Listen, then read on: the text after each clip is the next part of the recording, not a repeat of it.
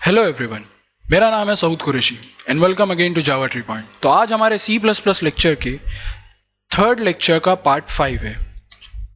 तो जैसा कि आप सब जानते हो कि हम वेरिएबल टाइप्स पढ़ रहे थे, तो वेरिएबल टाइप्स के अंदर मैंने आपको ये बता दिया हो कि नॉर्मल वेरिएबल्स क्या होते हैं, रेफरेंस वेरिएबल्स क्या होते हैं, पॉइंटर वेरिएबल्स क्या होते हैं। ये सारी चीज़ें मैंने आपको बता दी हो।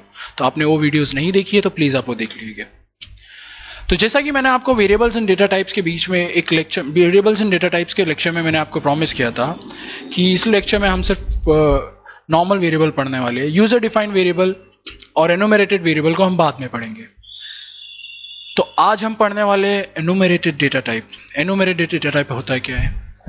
हमने प्रिमिटिव डेटा टाइप जिसे नॉर्मल डेटा टाइप कहते हैं उसे पढ़ लिया है। यूजर डिफाइंड डेटा टाइप जो है उसे हम आने वाली वीडियोस में पढ़ेंगे, क्योंकि उस चीज़ों को पढ़ने के लिए हमें उससे पहले भी बहुत सी सारी चीज़ों को पढ़ना होगा। तो हमें यूजर डिफाइंड डेटा टाइप्स पढ़ने से पहले बाकी बहुत सारी चीज़ें भी पढ़नी होगी, तो उसे हम बाद में पढ़ेंगे। अभी फिलहाल के लिए हम पढ़ते हैं एनुमरेटेड डेटा टाइप।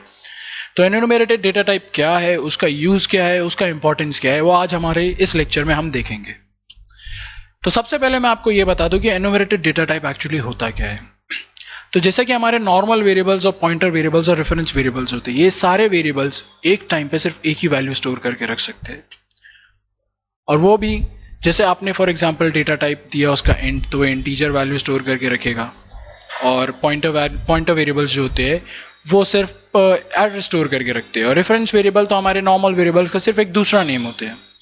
तो एनुमरेटेड डेटा टाइप क्या है? एनुमरेटेड डेटा टाइप आप ऐसा कह सकते हो कि वो बहुत सारे वेरिएबल्स का एक कलेक्शन है, बहुत सारे इंटीजर वेरिएबल्स का है। सिर्फ एनुमरेटेड डेटा टाइप्स के अंदर आप सिर्फ इंटीजर वैल्यूज ही स्टोर करके रख सकते हो।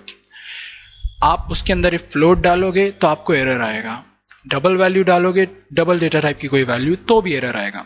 आप अगर उसके अंदर कैरेक्टर वैल्यू डालोगे तो एरर नहीं आएगा।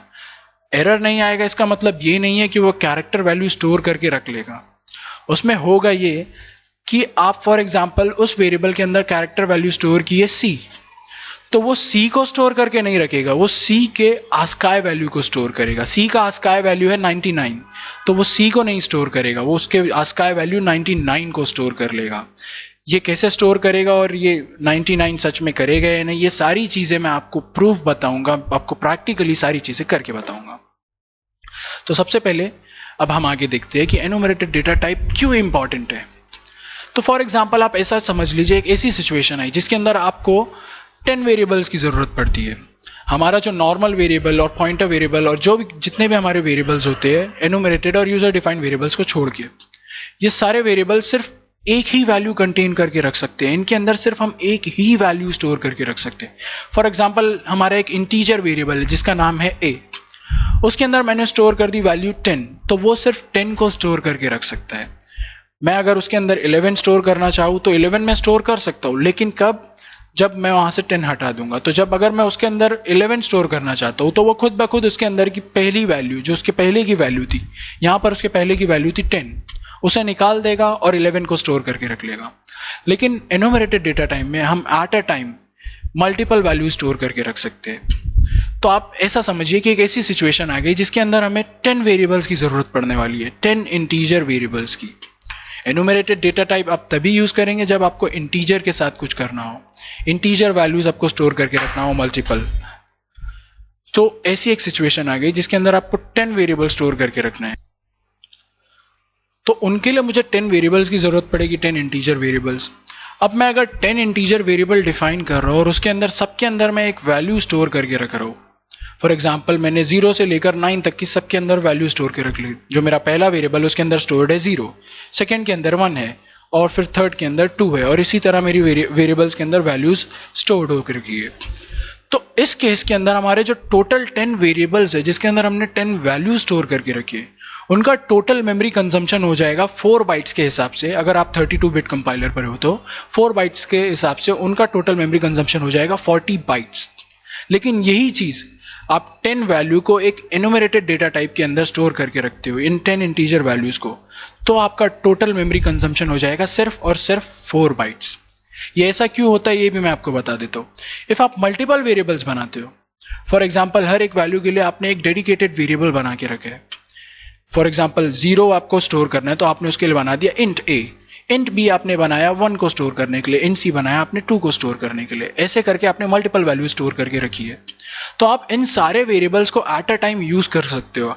आप इन दो वेरिएबल्स की वैल्यू को ऐड कर सकते हो, आप इन दो वेरिएबल्स की वैल्यू के साथ कोई भी ऑपरेशन कर सकते हो सिमिलर एक एग्जैक्ट स्पेसिफिक टाइम पे। आप इन दसों के दसों वेरिएबल्स को यूज कर सकते हो एक एग्जैक्ट स्पेसिफिक टाइम पे। लेकिन हमारा एनुमरेटेड डेटा टाइप जो होता है वो भले ही 10 वैल्यूज को स्टोर करके रख लेगा 4 बाइट्स के सिर्फ मेमोरी एलोकेटेड स्पेस में, लेकिन आप उसके अंदर एट अ टाइम सिर्फ और सिर्फ उसमें से एक वैल्यू ही यूज कर सकते हो। तो ऐसे ही कुछ चीजें एनुमरेटेड डेटा टाइप की अच्छी है और कुछ चीजों में हमारे एनुमरेटेड डेटा टाइप के अंदर इतनी खास बात नहीं है। तो इफ आपको मल्टीपल वैल्यूज को स्टोर करना है तो आप enumerated data type of course obviously आप यूज कर सकते हो। लेकिन आपको मल्टीपल वैल्यूज को सेम टाइम पे एक्सेस करना है तो एनुमरेटेड डेटा टाइप आपको थोड़ा वो पड़ जाएगा।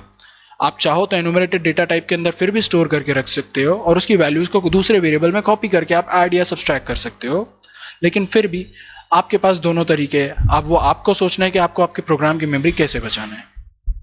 तो चलिए इसे और अच्छे से समझने के लिए हम इसका एक प्रैक्टिकल एग्जाम्पल देखते हैं। तो सबसे पहले मैं जाता हूं मेरे आईडी कोड ब्लॉक्स के अंदर और यहां पर मैं सबसे पहले मेरी आईओ स्ट्रीम फाइल को इंक्लूड कर लेता हूं और फिर मैं मेरे कंपाइलर को कह देता हूं कि हम स्टैंडर्ड नेम स्पेस यूज करने वाले हैं। ये सारी चीजें क्या होती है ये मैंने आपको बेसिक सिंटैक्स की वीडियो में बता चुका है।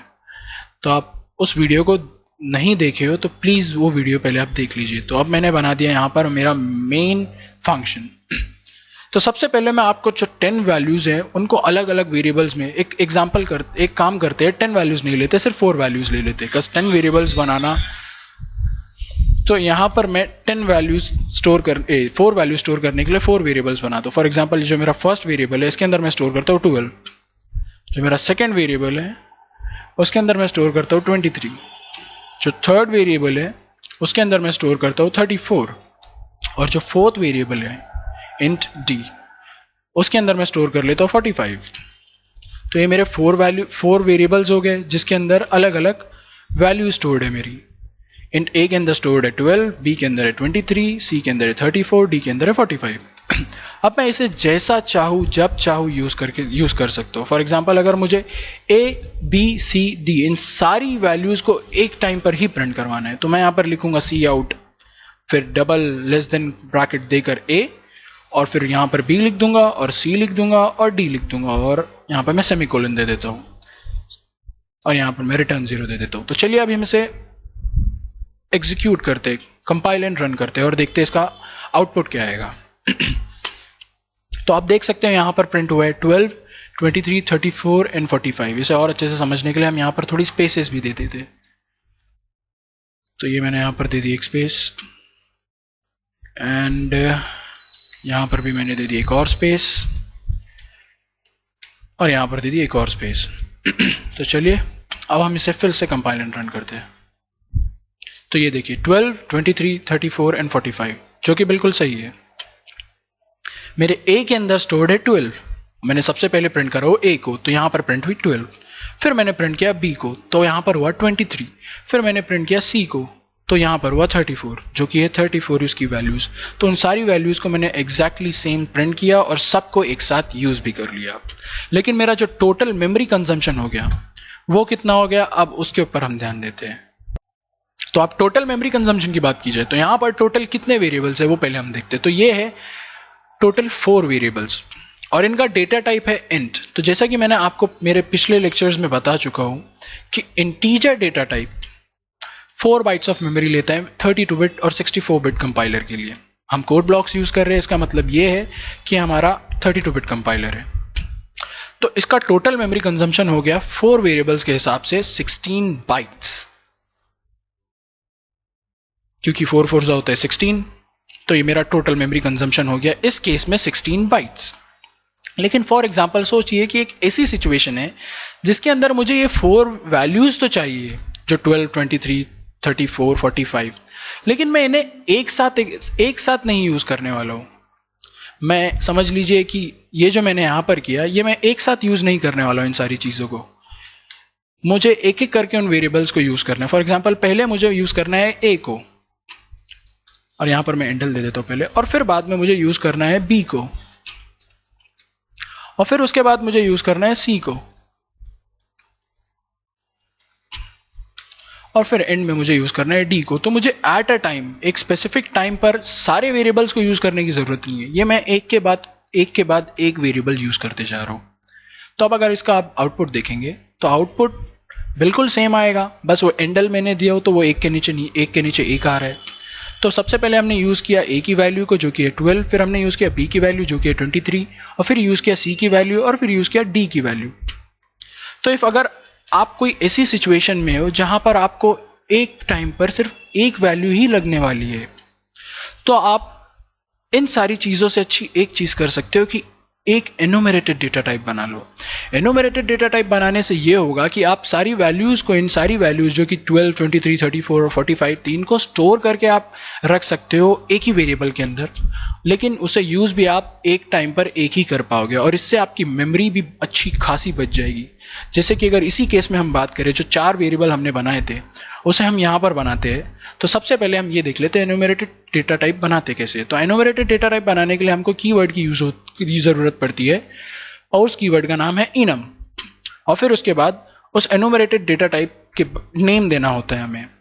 यह हम एक एनुमरेटेड डेटा टाइप बना रहे हैं, उसे बनाने के लिए हमने यूज़ किया इनम कीवर्ड, और फिर उस डेटा टाइप का नाम दिया, तो उसे मैंने दिया यहाँ पर वीक्स।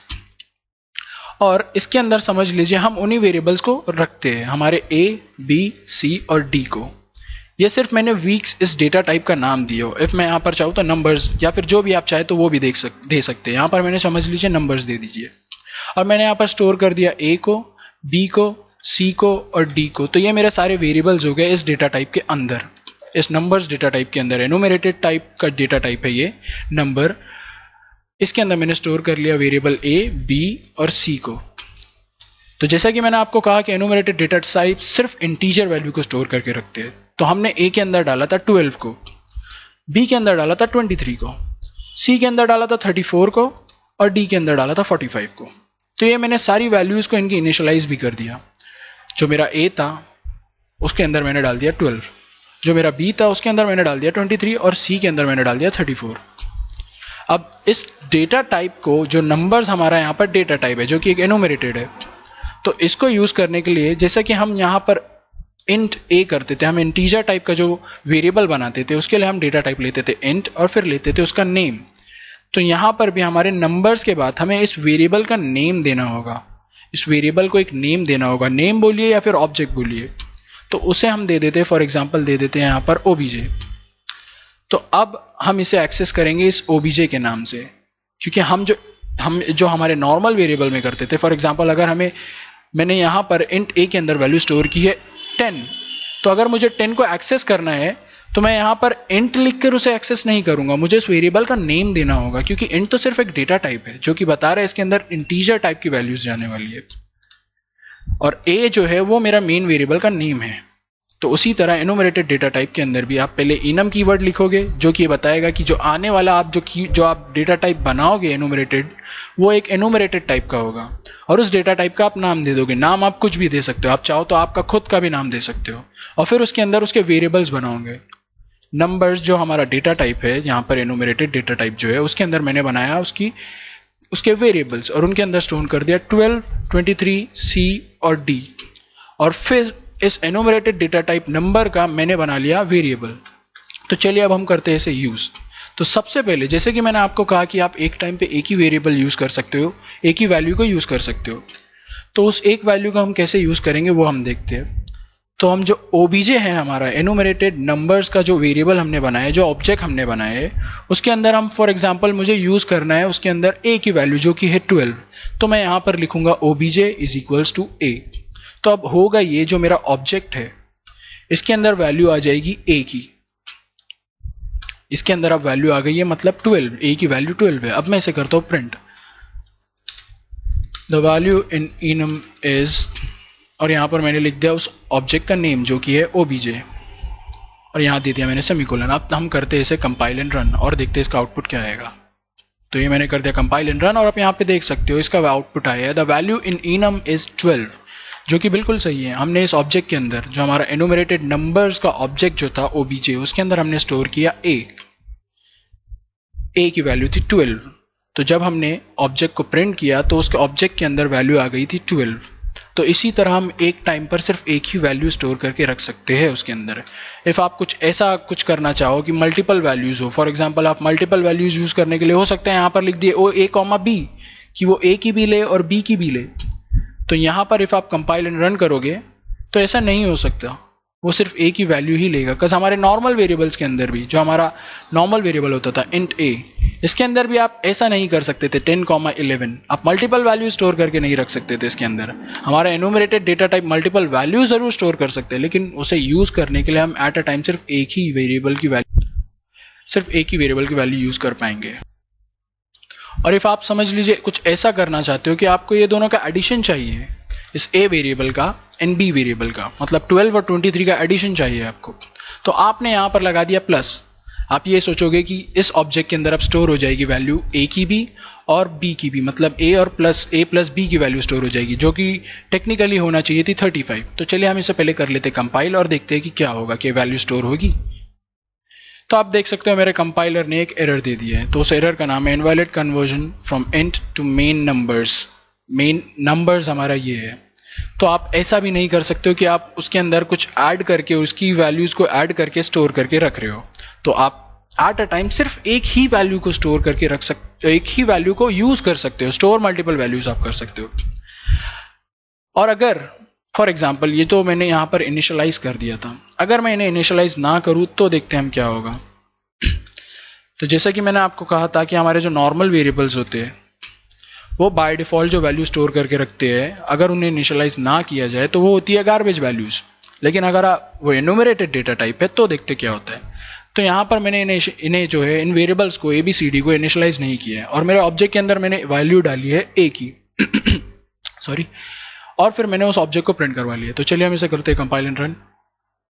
तो आप देख सकते हो यहाँ पर प्रिंट हुआ है 0, क्योंकि एनुमरेटेड डेटा टाइप में क्या होता है, जब आप वेरिएबल्स बनाते हो तो वो एनुमरेटेड डेटा टाइप उनके इंडेक्स पोजीशन के हिसाब से उनके अंदर वेरिएबल्स की उन वेरिएबल्स के अंदर वैल्यूज भी स्टोर करते जाते हैं। फॉर एग्जाम्पल ये जो हमारा ए वेरिएबल है यहाँ पे, इसकी इंडेक्स पोजीशन है 0, तो इसके अंदर वैल्यू भी उसने स्टोर कर दी 0। जो बी वेरिएबल है यहाँ पर, इसका इंडेक्स पोजीशन है 1, तो इसके अंदर जो वैल्यू है वो भी 1 ही है। अगर आपको भरोसा नहीं है तो मैं आपको यहाँ पर करके बताऊंगा।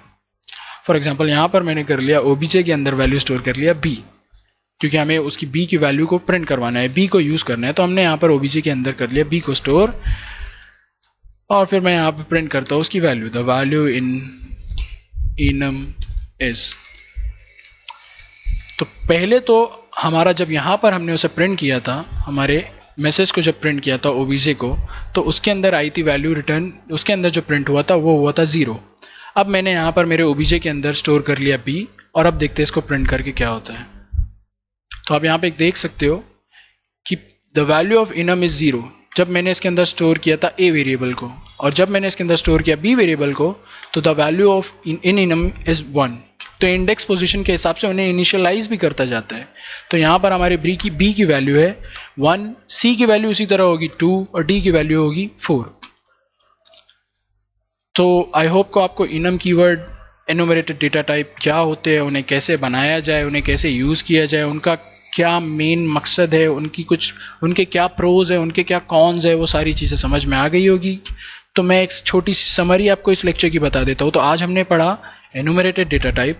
एनुमरेटेड डेटा टाइप ये होते हैं कि वो हमारे बहुत सारे इंटीजर वैल्यूज को स्टोर करके रख सकते हैं, सिर्फ और सिर्फ इंटीजर वैल्यूज को। जैसा कि मैंने आपको कहा था, अगर मैं यहाँ पर फॉर एग्जाम्पल, चलिए दिखाने के लिए मैं आपको यहाँ पर फ्लोट वैल्यू डाल देता हूँ। हम देख लेते हैं यहाँ पर फ्लोट वैल्यू डालेंगे तो क्या होगा। तो ये जो है मेरा 10.1, ये मैंने स्टोर कर लिया ए के अंदर, जो कि फ्लोट वैल्यू एक है। अब मैं इसे करता हूँ कंपाइल। तो ये मैंने किया कंपाइल, और मुझे आ गया एक एरर। उस एरर को देखते हैं हम क्या है। एनुमरेटर value for a is not an integer constant.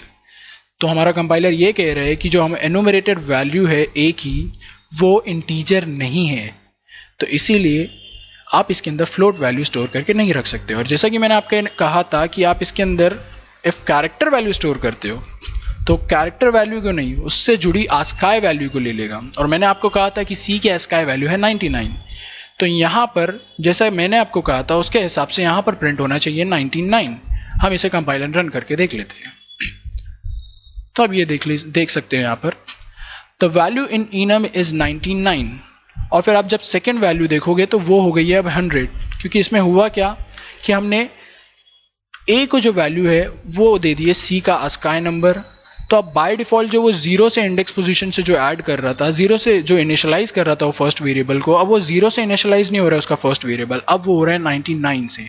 तो जब मैंने a को इनिशियलाइज कर दिया c के ASCII वैल्यू से जो कि है 99, तो उसके आगे के जो वेरिएबल्स है जो कि है b, c, d, वो उससे एक एक ज्यादा होते जाएंगे। तो यहाँ पर अब ये 99 के बाद ये 1 नहीं होगा, ये होगा 100 और ये होगा 101 और ये होगा 102। हम इसे प्रिंट करके एक बार फिर से देख लेते हैं। तो मैं यहाँ पे सबसे पहले अगर मुझे c की वैल्यू चाहिए तो मैं इसके अंदर obj के अंदर स्टोर करूंगा c और फिर यहाँ पर मैं इसी मैसेज को कॉपी और पेस्ट कर देता हूँ और यहाँ पर मैं c की वैल्यू प्रिंट कर रहा हूँ।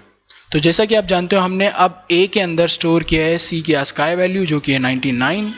तो अब देखते हैं b और c का वैल्यू क्या होगी। तो मैंने इसे कर दिया कंपाइल एंड रन। तो आप यहाँ पे देख सकते हो the value in enum is 99, the value in enum is 100, the value in enum is 101। तो इफ आप इसके फर्स्ट वेरिएबल की वैल्यू बदल देते हो, इफ आप कैरेक्टर वैल्यू ही नहीं, यहाँ पर इफ समझ लीजिए आपने डाल दिया 23, तो अब जो b है इसके आगे का जो वेरिएबल है उसकी वैल्यू हो जाएगी 24 और c की हो जाएगी 25, d की हो जाएगी 26। हम इसे कंपाइल एंड रन करके देख लेते हैं। ये देखिए the value in enum is 23, the value in enum is 24, the value in enum is 25। तो इफ इसके अंदर आप कुछ वैल्यूज चेंज कर देते हो फर्स्ट वेरिएबल में नहीं, इफ आप सेकेंड वेरिएबल के अंदर ही कर देते हो, फॉर एग्जाम्पल यहाँ पर मैंने b के अंदर वैल्यू चेंज किया, a के अंदर नहीं, तो a के अंदर 0 ही स्टोर होगा, वो उसकी इंडेक्स पोजीशन से हिसाब से उसके अंदर वैल्यू स्टोर कर देगा। तो a की इंडेक्स पोजीशन थी 0, तो a के अंदर तो 0 ही स्टोर होगा, लेकिन जो b है उसके अंदर मैंने स्टोर कर दिया 23। तो इसकी वजह से जो हमने b के अंदर 23 स्टोर किया तो c के अंदर हो जाएगा 24 स्टोर और d के अंदर हो जाएगा 25। हम इसे कंपाइल एंड रन करके देखते हैं। अब यहाँ पर देख सकते हो the value in enum is 0। हमारा जो a वेरिएबल था जब उसे हमने ऑब्जेक्ट में डाला और उसे प्रिंट किया तो a के अंदर हमने कुछ वैल्यू नहीं दी थी और a से पहले कोई वेरिएबल नहीं था जिसके अंदर हम कुछ वैल्यू स्टोर करके रख सकते या फिर बाय डिफॉल्ट इनोमरेटेड डेटा टाइप उसको कुछ वैल्यू से असाइन कर सकता। तो a के अंदर तो 0 ही स्टोर हो गए उसके इंडेक्स पोजीशन के हिसाब से, लेकिन b के अंदर हमने स्टोर कर दिया था 23। तो यहाँ पर आप देख सकते हो दूसरा मैसेज है the value in enum is 23 और फिर उसके आगे का जो c है, c जब हमने प्रिंट किया तो c की वैल्यू हो गई 24, b से एक ज्यादा। तो आई होप आपको आज का लेक्चर समझ में आया होगा। इफ आपको इनोमरेटेड कीवर्ड से रिलेटेड कुछ और डाउट्स है या फिर आपको ये नहीं समझ में आया है तो प्लीज़ आप मुझे कमेंट सेक्शन में बताइएगा। मैं इसके लिए फिर से एक दूसरी वीडियो बना दूंगा और कोशिश करूंगा आपको पूरी तरह से ये समझाने की। Till then have a good day.